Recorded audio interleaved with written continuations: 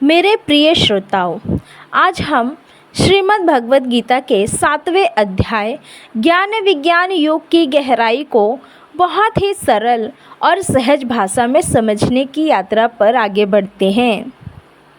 यह अध्याय भगवान श्री कृष्ण द्वारा अर्जुन को दिया गया ऐसा दिव्य संदेश है जो जीवन के हर मोड़ पर प्रकाश की तरह मार्ग दिखाता है, जो मनुष्य को यह समझाता है कि भगवान केवल पूजने की वस्तु नहीं है, बल्कि वे इस पूरे ब्रह्मांड का मूल आधार और हर कण में व्याप्त शक्ति है।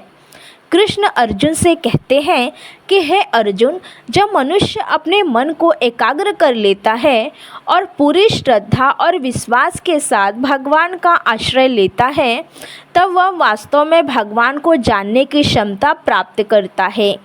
यहाँ जानने का अर्थ केवल समझना नहीं, बल्कि अनुभूति करना है, क्योंकि ईश्वर को केवल तर्क से नहीं जाना जा सकता।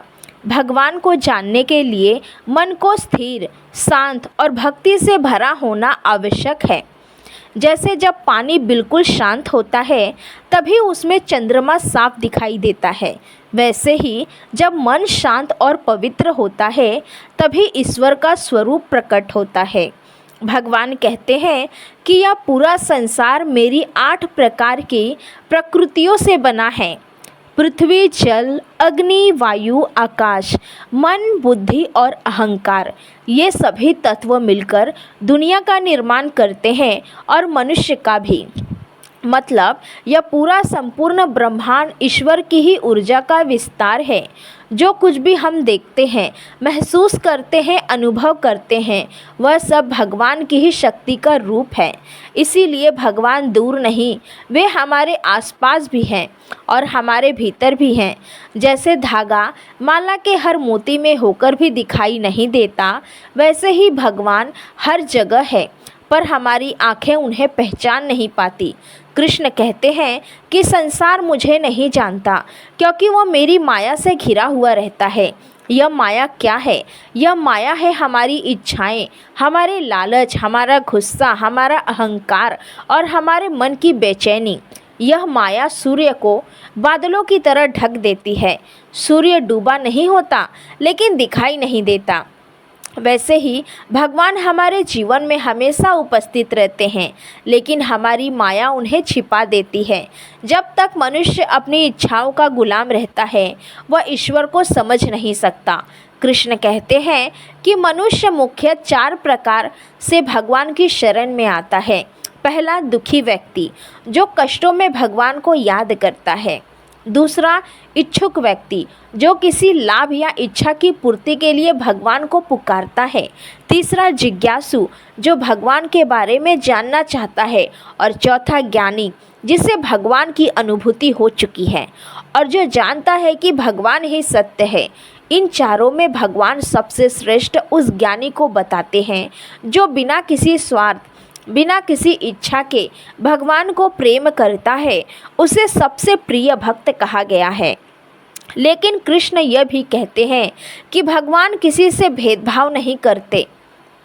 जो भी शरण में आता है, उसे स्वीकार करते हैं। फर्क भक्ति और मन की पवित्रता में होता है। कृष्ण आगे समझाते हैं कि लोग अक्सर अलग अलग देवताओं की पूजा करते हैं और यह भी कहते हैं कि हर पूजा अत्यंत कृष्ण तक ही पहुंचती है, क्योंकि शक्ति एक ही है। रास्ते भले अलग हो, लेकिन स्रोत एक है। लोग अपनी प्रकृति, अपनी पसंद और अपनी समझ के अनुसार देवताओं को चुनते हैं, लेकिन उन सबकी शक्ति भी भगवान कृष्ण से ही आती है। इसका अर्थ है कि पूरी सृष्टि एक ही परम शक्ति से संचालित है, चाहे कोई उसे किसी भी नाम से पुकारे।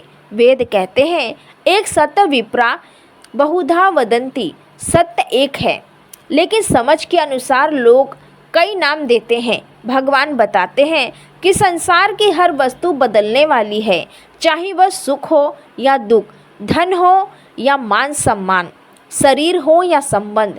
जो चीज़ें बदलती रहती हैं, वे स्थायी सुख नहीं दे सकती। इसीलिए मनुष्य जितना इन चीज़ों के पीछे भागता है उतना ही दुखी होता जाता है। लेकिन जो व्यक्ति समझ जाता है कि इस दुनिया का वास्तविक आधार भगवान है, वही सच्चा शांति और आनंद प्राप्त करता है। कृष्ण कहते हैं कि मेरी माया अत्यंत बलवान है, लेकिन जो भक्त मेरे प्रति समर्पित हो जाता है वह इस माया को आसानी से पार कर लेता है। इसका अर्थ यह है कि जीवन में चाहे कितनी भी परेशानियां क्यों ना आए, चाहे मन कितना भी उलझन में क्यों ना पड़े, लेकिन यदि मनुष्य अपने हृदय में भगवान को धारण कर ले तो कभी भी शक्ति उसे डिगा नहीं सकती। भगवान कहते हैं कि जो लोग अज्ञानी होते हैं वे प्रकृति के बाहरी चीज़ों में भी उलझे रहते हैं। वे सोचते हैं कि सुख केवल वस्तुओं में है, धन में है, शरीर में है, लेकिन यह भ्रम उन्हें सच्चाई से दूर ले जाता है। जबकि ज्ञानी व्यक्ति हर स्थिति में ईश्वर का दर्शन करता है। वह दुख में भी ईश्वर को देखता है और सुख में भी ईश्वर को ही आधार मानता है। यहाँ भगवान अर्जुन को यह भी बताते हैं कि लोग भटक क्यों जाते हैं, क्योंकि मनुष्य अपने कर्मों के अनुसार, अपने संस्कारों के अनुसार और अपनी इच्छाओं के अनुसार अलग अलग राह पकड़ लेता है। अगर उसकी इच्छाएं ऊंची हो, शुद्ध हो तो वह उच्च मार्ग पर चलता है, लेकिन यदि इच्छाएं हीन हो, आसक्ति से भरी हो तो वह भटक जाता है। और अंत में भगवान कहते हैं कि जो भक्त जीवन के अंतिम क्षण में भी ईश्वर को याद करता है वही वास्तव में सर्वोच्च लक्ष्य को प्राप्त करता है। क्योंकि जब मनुष्य की चेतना ईश्वर में स्थिर हो जाती है तब उसे पुनर्जन्म के चक्र में नहीं पड़ना पड़ता, उसे परम शांति मिलती है। इस पूरे अध्याय का सार यह है कि भगवान हर जगह है, लेकिन उन्हें देखने के लिए मन को साफ करना पड़ता है। भगवान को पाने के लिए किसी विशेष स्थान की, किसी विशेष विधि की, किसी महंगे साधन की आवश्यकता नहीं है। ज़रूरत है तो केवल सच्चे मन, निर्मल भक्ति और दृढ़ विश्वास की। कृष्ण कहते हैं कि हे अर्जुन, मुझे जानना कठिन नहीं है, कठिन यह है कि मनुष्य अपने मन की माया को जीत पाए। जब माया हट जाती है तो भगवान स्वयं प्रकट हो जाते हैं। जैसे सुबह होते ही अंधेरा स्वतः हट जाता है।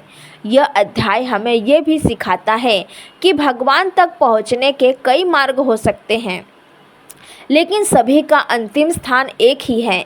भगवान बताते हैं कि जो व्यक्ति संसार के सुखों को तात्कालीन समझकर भगवान के शरण लेता है वह जल्दी ही अस्थायी शांति पा लेता है। लेकिन जो मनुष्य बाहरी सुखों में फंसा रहता है उसका जीवन निरंतर उलझनों का शिकार होता है। ज्ञान विज्ञान योग की सबसे महत्वपूर्ण बात यह है कि भगवान को केवल जानना काफ़ी नहीं, उनकी अनुभूति जीवन में उतरनी चाहिए। अनुभव ही विज्ञान है, अनुभव ही सत्य है और अनुभव ही मुक्ति है। जब मनुष्य समझ जाता है कि ईश्वर ही उसका वास्तविक सहारा है तब उसके जीवन में भटकाव समाप्त हो जाता है, डर समाप्त हो जाता है और मन शांति से भर जाता है। भगवान कहते हैं जो भक्त निस्वार्थ भाव से, प्रेम के साथ, पूरी श्रद्धा से मेरी शरण में आता है, मैं स्वयं उसके हृदय में बस जाता हूँ और उसे वह ज्ञान प्रदान करता हूँ जो उसके जीवन को दीपक की तरह रोशन कर देता है। इस प्रकार 7वां अध्याय हमें ये सिखाता है कि ईश्वर को जानने का मार्ग आसान है, कठिन है तो अपने मन को जीतना, क्योंकि मन ही हमारा मित्र भी है और शत्रु भी। यह अध्याय हमें दुनिया की अस्थिरता और ईश्वर की स्थिरता दोनों का साक्षात्कार कराता है। यहाँ भगवान हमें बताते हैं कि सत्य वह है जो कभी नहीं बदलता और वो सत्य केवल भगवान ही है। इसीलिए जीवन में यदि किसी चीज़ को आधार बनाना चाहिए तो वो ईश्वर होना चाहिए, क्योंकि वही एक शक्ति है जो कभी साथ नहीं छोड़ती, कभी बदलती नहीं और हमेशा हमारे भीतर मौजूद रहती है।